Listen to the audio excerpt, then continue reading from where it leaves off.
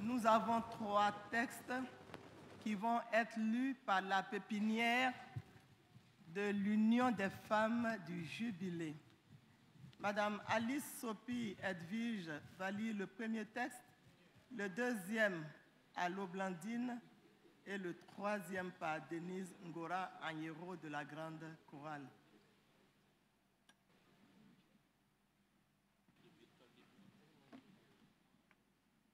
Inclinons-nous dans la prière pour nous préparer à la lecture de la parole de Dieu. Seigneur, tu es le Maître et nous sommes tes disciples. C'est de toi que nous avons tout à apprendre. Cependant, nous sommes lents à comprendre et à croire en ce qui concerne ton royaume. Ouvre nos oreilles et dispose nos cœurs, afin que nous recevions ensemble, maintenant, la connaissance du salut que tu accordes aux hommes par Jésus-Christ notre Seigneur. Amen. Notre première lecture est tirée de 1 Roi, chapitre 17, versets 8 à 16. 1 Roi 17, 8 à 16, et je lis. Alors la parole de l'Éternel lui fut adressée en ces mots. Lève-toi, va à Sarepta, qui appartient à Sidon, et demeure là. Voici, j'y ai ordonné à une femme veuve de te nourrir. Il se leva et il alla à Sarepta. Comme il arrivait à l'entrée de la ville, voici, il y avait là une femme veuve qui ramassait du bois. Il appela et dit, « Va me chercher, je te prie, un peu d'eau dans un vase, afin que je boive. » Et elle alla en chercher. Il l'appela de nouveau et dit, « Apporte-moi, je te prie, un morceau de pain dans ta main. » Et elle répondit, « L'Éternel ton Dieu est vivant. Je n'ai rien de cuit, je n'ai qu'une poignée de farine dans un pot et un peu d'huile dans une cruche. Et voici, je ramasse 2 morceaux de bois, puis je rentrerai et je préparerai cela pour moi et mon fils. Nous mangerons, après quoi nous mourrons. » Élie lui dit, « Ne crains point. Rentre, fais comme tu as dit. Seulement, prépare-moi d'abord avec cela un petit gâteau, et tu me l'apporteras. Tu en feras ensuite pour toi et pour ton fils. Car, ainsi parle l'Éternel, le Dieu d'Israël, la farine qui est dans le pot ne manquera point, et l'huile qui est dans la cruche ne diminuera point, jusqu'au jour où l'Éternel fera tomber de la pluie sur la face du sol. Elle alla et elle fit selon la parole d'Élie. Et pendant longtemps, elle eut de quoi manger, elle et sa famille, aussi bien qu'Élie. La farine qui était dans le pot ne manqua point, et l'huile qui était dans la cruche ne diminua point, selon la parole que l'Éternel avait prononcée par Élie. Amen.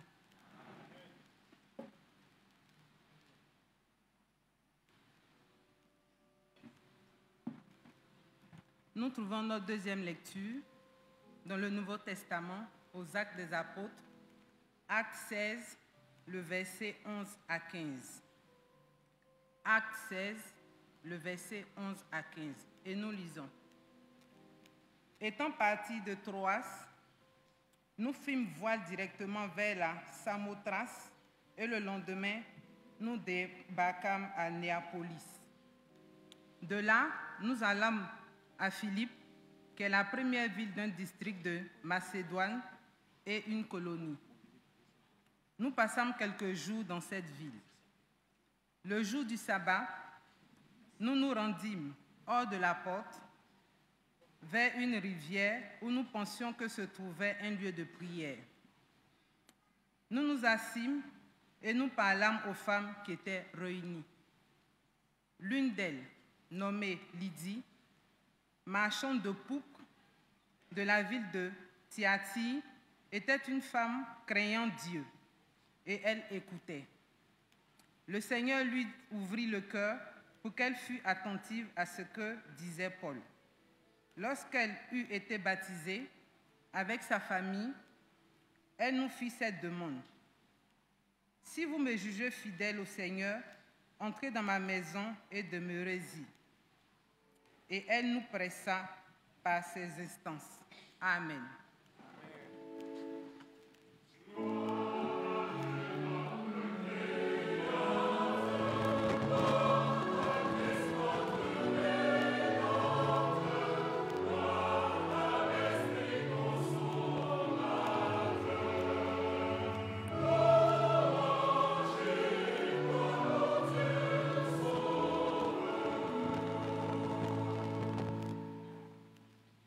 Notre troisième et dernier texte dans l'évangile de Marc 14, les versets 3 à 9.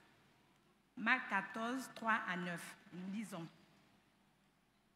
Comme Jésus était à Béthanie, dans la maison de Simon le lépreux, une femme entra pendant qu'il se trouvait à table. Elle tenait un vase d'albâtre qui renfermait un parfum de nard pur de grand prix. Et ayant rompu le vase, elle répandit le parfum sur la tête de Jésus. Quelques-uns exprimèrent entre eux leur indignation. À quoi bon perdre ce parfum? On aurait pu le vendre plus de 300 deniers et les donner aux pauvres. Et ils s'irritaient contre cette femme. Mais Jésus leur dit, laissez-la. Pourquoi lui faites-vous de la peine? Elle a fait une bonne action à mon égard, car vous avez toujours les pauvres avec vous et vous pouvez leur faire du bien quand vous voulez, mais vous ne m'avez pas toujours. Elle a fait ce qu'elle a pu. Elle a d'avance embaumé mon corps pour la sépulture. Je vous le dis en vérité, partout où la bonne nouvelle sera prêchée dans le monde entier, on racontera aussi en mémoire de cette femme ce qu'elle a fait. L'herbe sèche, la fleur tombe, mais la parole de notre Seigneur et Sauveur Jésus-Christ demeure éternellement. Amen.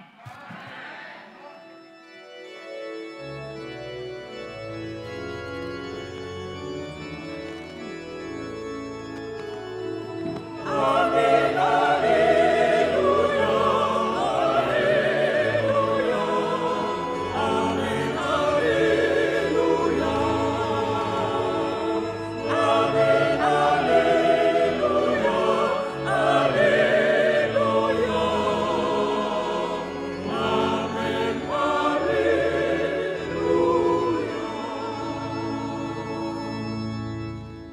Dieu, nous exécutons ensemble le cantique numéro 770 pour nous préparer à recevoir la prédication. Cantique numéro 770.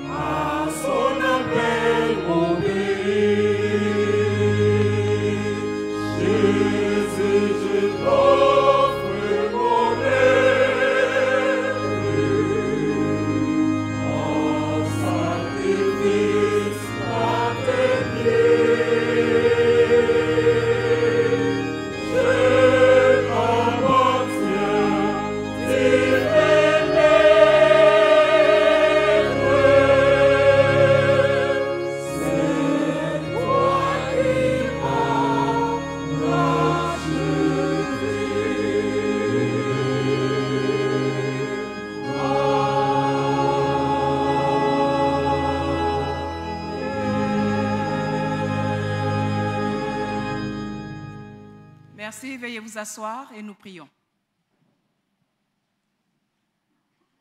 Éternel Dieu, bon, fidèle, nous voici rassemblés en ce temple, en ce matin où nous sommes venus t'adorer. Oui, Père, t'adorer, te louer, mais te montrer par-dessus tout notre amour pour toi, te servir, afin que, Père éternel, ton nom soit glorifié. Viens, par ton Saint-Esprit, prendre le contrôle de ma personne.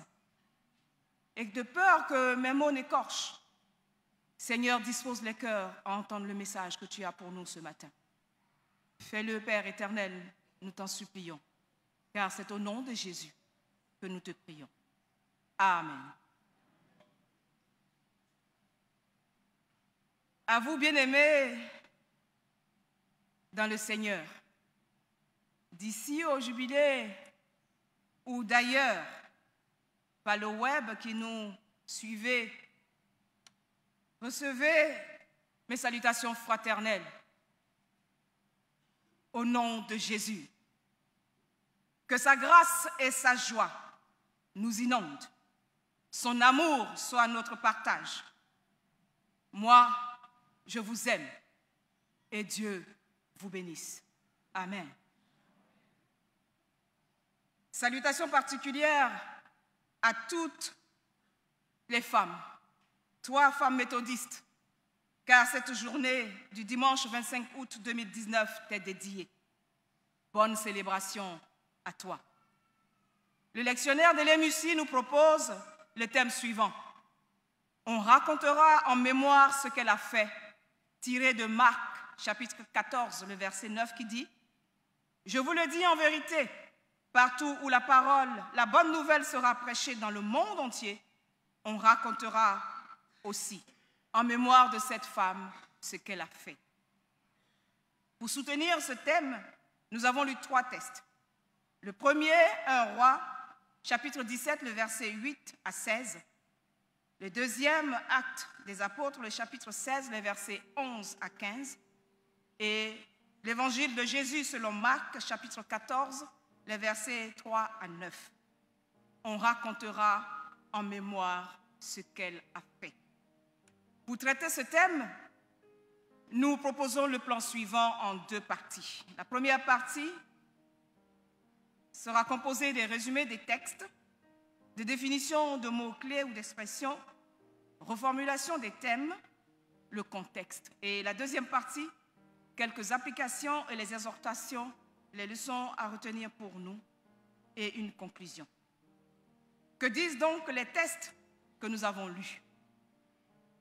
Dans le livre de 1 Roi, le chapitre 17, les versets 8 à 16, Dieu envoie son serviteur, prophète Élie, vers une veuve à Sarepta, qui devra le nourrir pendant toute la période de la famine. Craignant Dieu et obéissante à Élie, cette veuve nourrit effectivement Élie, elle-même et sa famille, avec une poignée de farine et un peu d'huile qu'elle avait. Et comme l'Éternel l'avait dit, la farine et l'huile ne manquaient point jusqu'au jour où l'Éternel fit tomber la pluie. Dans le livre des Actes des Apôtres, chapitre 16, les versets 11 à 15, dans la ville de Philippe, Paul et Silas, cherchant un lieu de culte, trouvent un groupe de femmes au bord d'une rivière et leur prêchent la bonne nouvelle de Jésus. L'une d'elles, Lydie, craignant Dieu, fut convertie et baptisée avec tous les membres de sa famille, invite avec instance Paul et Silas à demeurer dans sa maison et leur offrir ainsi l'hospitalité. Dans l'évangile de Marc, au chapitre 14, versets 3 à 9, 6 jours avant la dernière Pâque pour Jésus, Simon lépreux reçoit Jésus et ses disciples à souper avec d'autres convives, dont Marie, sœur de Lazare. Au cours de ce souper et ce repas, Marie répand un parfum de grand prix sur la tête de Jésus. Et cela indigne ses disciples. Mais Jésus les reprend et félicite Marie, qui a ainsi embaumé par avance son corps pour la sépulture, et pour qui on racontera en mémoire ce qu'elle a fait. Il convient de définir quelques expressions d'eux pour une reformulation plus claire de notre thème. On racontera, tiré du verbe raconter, qui veut dire ou redire ce qu'on sait, ce qu'on a vu, ce qu'on a entendu ou vécu. C'est parler d'eux, témoigner pour ne pas oublier. En mémoire, la mémoire est un mécanisme qui permet de retenir et conserver pour utilisation ultérieure, une référence ultérieure, ce que nous savons, ce qui nous a été donné par nos 5 sens, c'est la capacité à se souvenir d'eux, en quantité, mais aussi en qualité. On peut parler donc de bonne mémoire ou de mauvaise mémoire. Et la mémoire part de la bonne mémoire à 0 mémoire qui est l'amnésie totale. En mémoire d'eux, donc, c'est en souvenir d'eux, se rappeler pour ne pas oublier, pour témoigner. Ainsi, nous reformulons le terme pour dire « on rappellera pour ne pas oublier ce qu'elle a fait, on redira encore pour ne pas oublier ce qu'elle a fait ». De quoi s'agit-il? À cause de ces enseignements, des multiples miracles et guérisons que Jésus faisait, les pharisiens cherchaient à le faire mourir. Surtout après la résurrection de Lazare, son ami, frère de Marthe et de Marie. Lazare était mort, enterré, et le corps était déjà en décomposition. Jésus est donc reçu par Simon, il avait préalablement guéri de la lèpre. Il le reçoit avec ses disciples. Et pendant qu'ils sont à table, une femme, Marie, selon Jean 12, verset 3, vint, brise un vase en marbre et renverse tout le contenu, un parfum de nard pur de grand prix sur la tête de Jésus, et provoque l'indignation chez ses disciples sur instigation de Judas, prétextant qu'il aurait pu le vendre à 300 deniers, qui représente 1 an de salaire pour un ouvrier, et distribuer donc cette somme aux pauvres. Jésus les reprend. Les pauvres, vous les avez toujours avec vous, mais moi, vous ne m'avez pas toujours. Il leur fit ensuite cette révélation. Elle a d'avance embaumé mon corps pour la sépulture. Je vous le dis en vérité, partout où la parole, la bonne nouvelle sera prêchée dans le monde entier, on racontera aussi en mémoire de cette femme ce qu'elle a fait. Oui, bien-aimés sœurs et bien-aimés frères, on racontera en mémoire ce qu'elle a fait, on redira ce qu'elle a fait. Ce terme nous donne donc l'occasion de parler de l'acte de foi de quelques femmes dans la Bible. La veuve Sarepta, dans le premier livre de Rois, parler de Marie dans l'Évangile, de Lydie, et en dehors de ces femmes, de bien d'autres. On parlera encore, pour ne pas oublier ce qu'elle a fait, parle de Marie. Qu'a-t-elle donc fait? Et quelles sont les implications et les applications pour nous aujourd'hui? Ce qu'elle a fait à 3 niveaux. Oui, Jésus dit au premier niveau qu'elle a fait ce qu'elle a pu.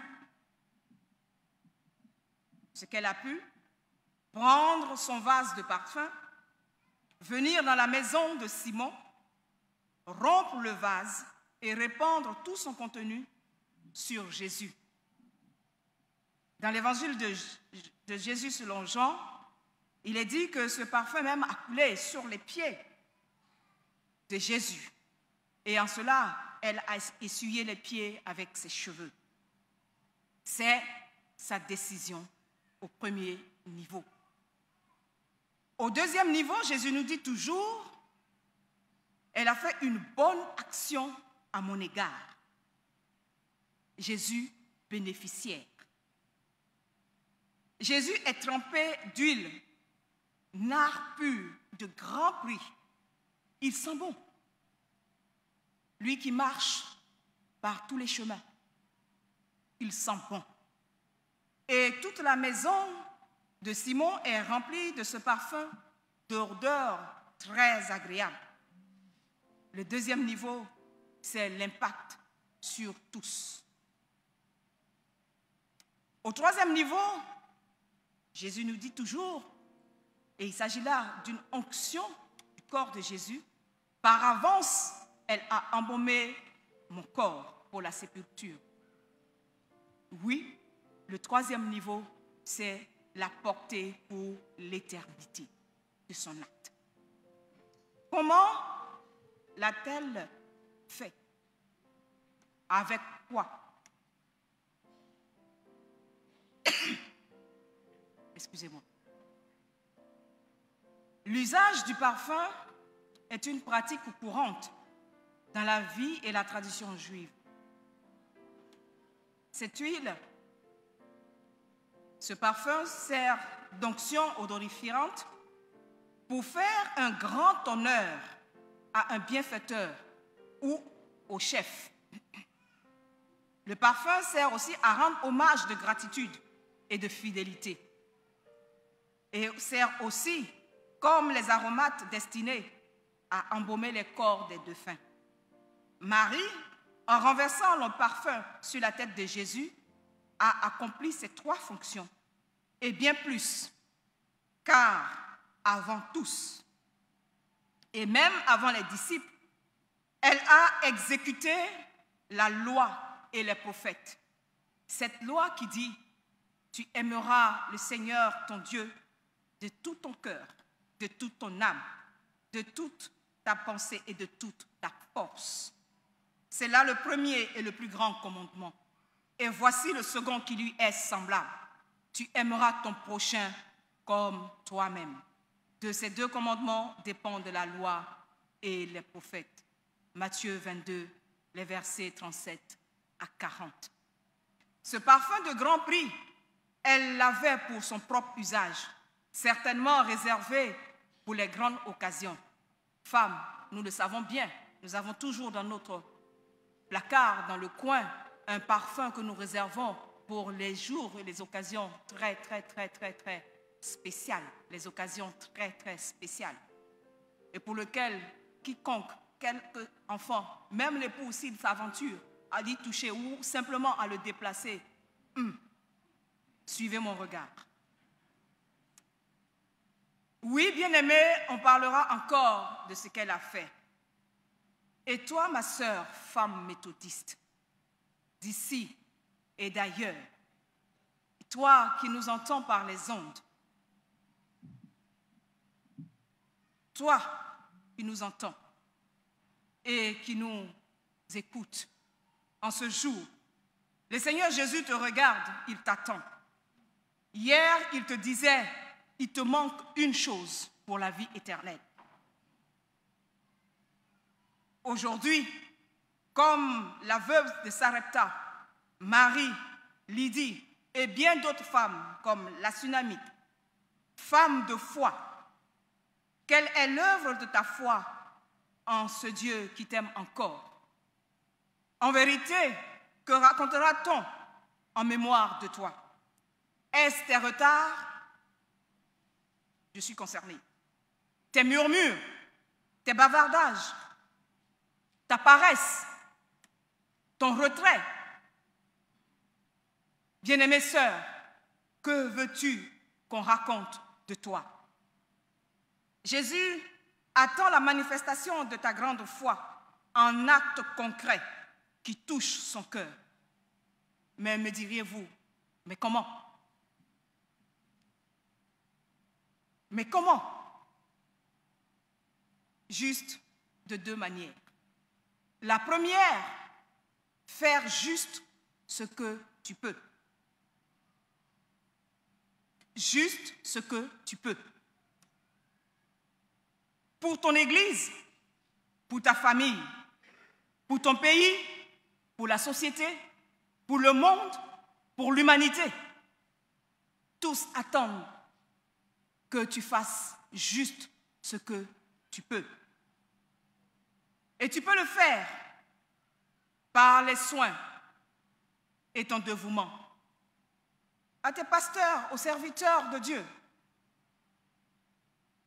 Tu peux le faire par porter la bonne nouvelle de la résurrection de Jésus-Christ Sauveur disponible pour chacun. Participer à l'évangélisation. Tu peux le faire par ta libéralité financière pour construire des temples, des presbytères, des résidences centres, des foyers d'accueil. Tu peux le faire par ton hospitalité, recevoir qui une sœur, qui un frère qui au sortir du temple est un peu désemparé, un nouveau qui vient d'arriver après la réception officielle, lui dire « Viens et déjeune avec moi. Regarde qui sont mes enfants, mon époux et ceux qui habitent la maison avec moi. » Et ainsi, les nouveaux ne se sentiront plus exclus en dehors de cet accueil, mais sauront qu'ils ont une famille dans laquelle ils sont allés le premier jour où ils se sont rendus au jubilé de Cocody. Cela sera écrit dans sa tête. Et qui sait, Dieu en retiendra pour toi. Oui, par tes dons matériels, tes vives ou des non-vives, par tes soins aux autres, en rendant visite aux veuves. Et Dieu se sait que dans notre communauté, il y en a beaucoup, malheureusement. Autour de nous, il y en a aussi. Il y a des malades à qui il faut rendre des visites, des prisonniers, des opprimés, des affligés. Le témoignage de notre sœur de Campos, Cousso, que j'aime bien l'appeler affectueusement, l'a dit. Quelle joie elle a ressenti de ne pas se sentir oubliée par les coups de fil et les visites. Cela est possible par ton engagement pour des causes comme les violences faites aux femmes, violences de tout genre. Encore aujourd'hui, 25 août 2019, des hommes battent leurs femmes. Des enfants insultent leurs parents, leurs mères, frappent leurs sœurs, ignorent les tantes et les grands-mères. Oui, tu peux t'engager aussi contre les fléaux du moment, la drogue, l'alcool, le tabac, la prostitution sexuelle. Je précise ici, car il y a beaucoup de prostitution aujourd'hui. Tu peux le faire, ce que tu peux, par ta disponibilité pour l'autre et par ta conduite. Bonne épouse, bonne mère, en référence au livre des Proverbes, chapitre 31, les versets 1 à 31. Tu peux être une bonne travailleuse, leader ou simple servante. C'était la première chose et la première manière. La deuxième façon, c'est faire une bonne action, vraie, sincère, qui touche le bénéficiaire, qui touche Jésus et qui sera inscrit et écrit et raconté. Seulement, bien-aimé, au travers de cette bonne action, souviens-toi qu'il y aura aussi, malheureusement, et toujours quelqu'un, des gens, même de ton entourage, famille, collègues, sœurs de l'Église, pour critiquer, s'indigner, te torpiller, combattre et même te condamner. Mais Jésus rassure, c'est lui qui rétribue ou récompense chacun selon ses œuvres. Ne t'arrête pas, sœur, ne t'abstiens pas et ne te décourage surtout pas. Qui sont ces femmes dont parlent les textes bibliques? Ce sont des femmes comme vous et moi. Lydie est commerçante. Dieu ne regarde pas à ta condition. Dieu ne regarde pas à ta position sociale. La veuve de Sarepta. Et Marie, assurément, une femme riche, car offrir un parfum qu'on pourrait vendre à 300 deniers, c'est qu'elle en avait un peu. Il ne regarde pas à ton handicap non plus. Il ne regarde pas à ton statut de femme mariée ou non. Es-tu jeune? Es-tu moins jeune? Dieu a besoin de toi. Il a besoin que tu agisses. Il a besoin que tu poses un acte qui touche son cœur. Il a besoin de toi. Alors, femme méthodiste, lève-toi et lève la tête aussi, car on peut se lever et garder la tête baissée. Non, lève-toi et lève la tête et regarde, la moisson est déjà blanche et peu nombreux sont les ouvriers. Tu peux t'engager comme prédicatrice et on en a vu l'exemple. Tu peux t'engager comme conducteur, tu peux t'engager comme choriste, tu peux t'engager à l'évangélisation, tu peux t'engager à rendre visite, tu peux t'engager à donner tes biens, tu peux t'engager à soutenir l'œuvre, tu peux t'engager à être présente aux différents programmes organisés. Sœur, cela t'est possible. Juste ce que tu peux faire.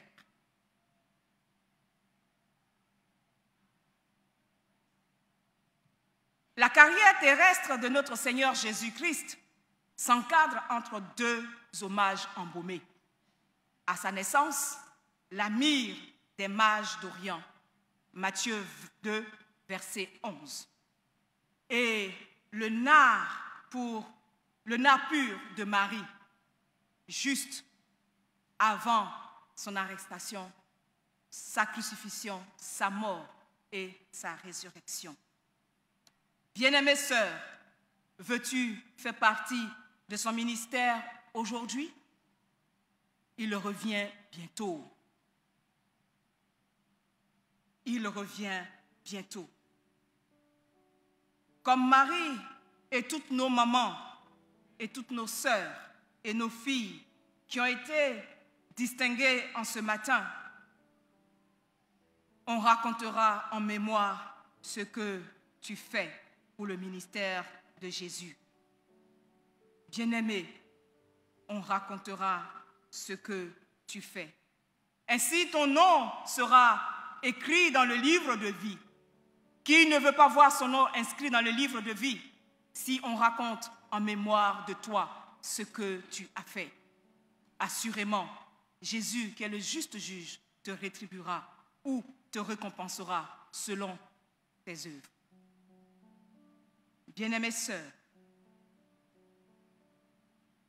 c'est alors le roi dira à ceux qui seront à sa droite: venez, vous qui êtes bénis de mon Père, prenez possession du royaume qui a été préparé dès la fondation du monde. Car j'ai eu faim et vous m'avez donné à manger. J'ai eu soif et vous m'avez donné à boire. J'étais étranger et vous m'avez recueilli. J'étais nu et vous m'avez vêtu. J'étais malade et vous m'avez visité. J'étais en prison et vous êtes venus vers moi. En vérité, je vous le dis, toutes les fois que vous avez fait ces choses à l'un de ces plus petits de mes frères, c'est à moi que vous les avez faites. Femme méthodiste, je sais que tu es une femme de foi. Montre ta foi et oublie ta timidité, car Christ se tient à tes côtés pour te fortifier et t'encourager dans le chemin. Oui, on racontera en mémoire de ce que tu fais, ce que tu fais, ce que tu peux faire. Partout où l'on rendra témoignage de l'Église méthodiste, de la communauté du Jubilé, ou même où on parlera de la parole de Dieu. Que le Seigneur Jésus nous y aide. Et moi, je vous dis qu'il vous bénisse encore. Amen. Nous méditons.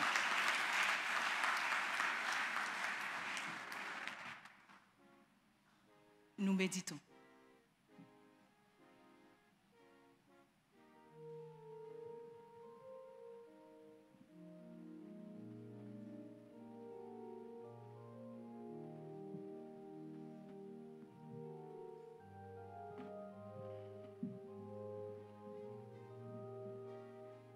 Mon frère, ma sœur, Que veux-tu qu'on retienne de toi? Partout où cette bonne nouvelle sera proclamée dans le monde entier, on racontera aussi, en souvenir de cette femme, ce qu'elle a fait. Amen. Peuple de Dieu, veuillez vous lever et dans la communion de l'Église universelle, confessons et affirmons notre foi chrétienne par le symbole des apôtres, les yeux ouverts fixés sur la croix en disant à haute voix, « Je crois en Dieu, le Père Tout-Puissant, Créateur du ciel et de la terre. Je crois en Jésus-Christ, son Fils unique, notre Seigneur, qui a été conçu du Saint-Esprit et qui est né de la Vierge Marie. Il a souffert sous Ponce